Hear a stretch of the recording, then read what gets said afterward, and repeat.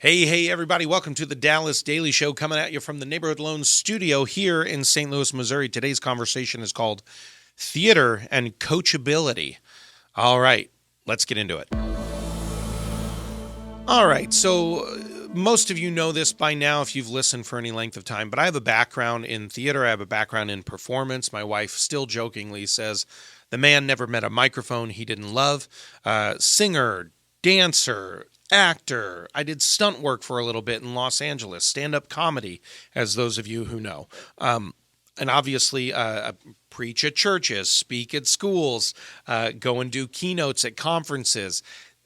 Microphones is what and obviously this podcast. And if you've listened for any length of time, you said, wow, he's so suave. He always stays on point. He never just rambles, rails, and gets off on little comedic rabbit holes. That never happens to Dallas.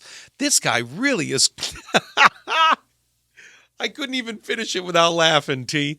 All right. So theater was a big part of my background. And one of the things that occurred regularly in theater was as you were going through the rehearsal process and you got the role, you got the part, you started going through the rehearsal process.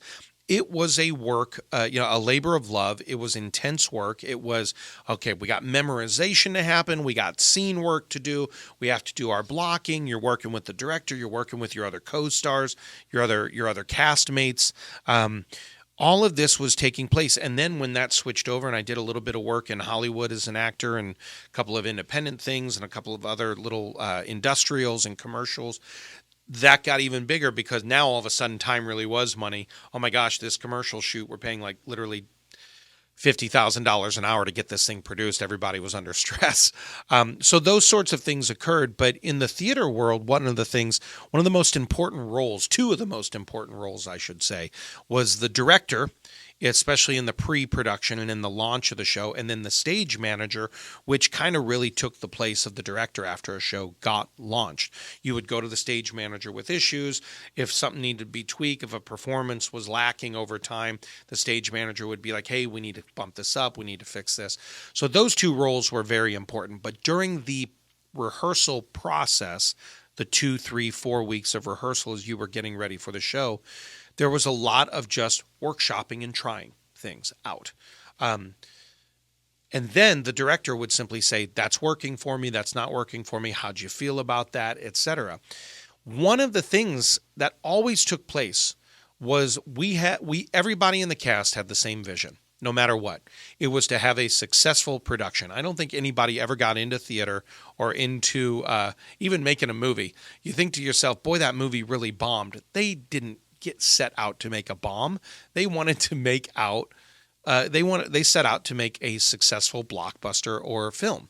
That's what they wanted. So when a movie tanks and everybody's like, that was one of the worst movies of all time, give it some Raspberry Awards.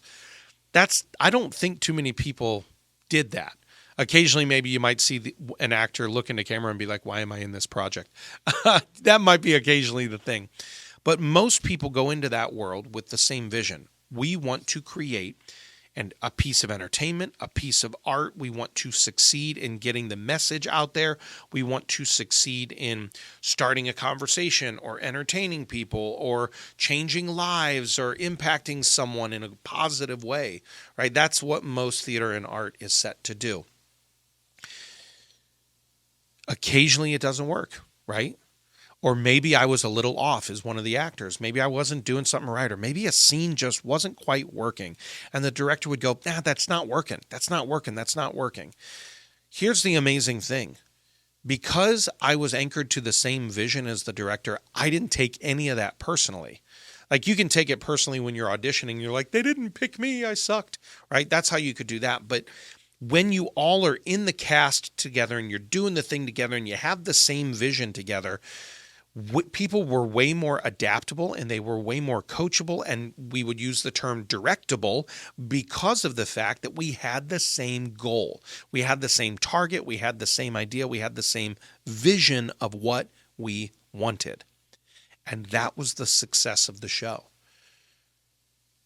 Change that over to your life here for just a moment. How often when we're in conflict with someone, especially relational conflict, maybe it's with a coworker, maybe it's with a boss, maybe it's with a spouse, maybe it's with one of your children, right? Maybe it's with one of those deep relationships for each other. And sometimes that happens and we become uncoachable in those situations. We become untrainable. We become rigid. We become really, some people would say they're being stoic, but not. They're being cold and harsh and hard about it. They've become undirectable. And it's because they've lost sight of the vision. If you're on a team at work and there's all this interpersonal conflict, anchor people to the vision. If you're struggling with your boss, it's very important for you to say, I just want to be clear that this still fits within the vision of what we're trying to do.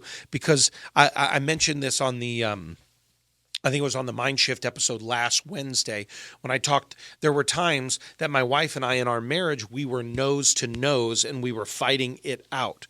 But once we got on the same vision, on the same frequency of the trajectory of where we wanted to be in the future, once we had that occurring, we were no longer nose to nose. We were now side by side.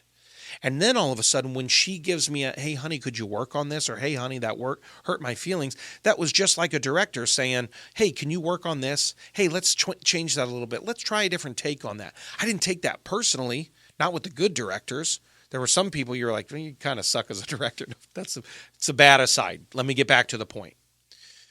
When I was on the vision with them and when we were moving in the same direction, I was willing to make changes to what I was doing so that we could accomplish the vision and the mission together.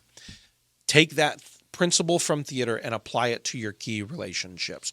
Where can you quit going nose to nose and instead anchor back to the shared vision and get side by side? That's what I want you to think about today. Think about across your world, where have you been struggling a little too long and you've become rigid in a relationship to the point where you're butting heads, and what could you do differently to say, no, you know what, I'm willing to be a little more flexible. I'm willing to be a little more, directable, because I'm anchored to the same vision and the same desired outcome. All right, my friends, that's it. That's all I got for you today. Think about that, consider it, and just as a positive play call, say to yourself, I am directable. Okay, go out there, my friends. Have a championship day. Thanks for listening to my dad's podcast. For more tools, go to dallasdailyshow.com. Be sure to like, subscribe, and share. Thank you.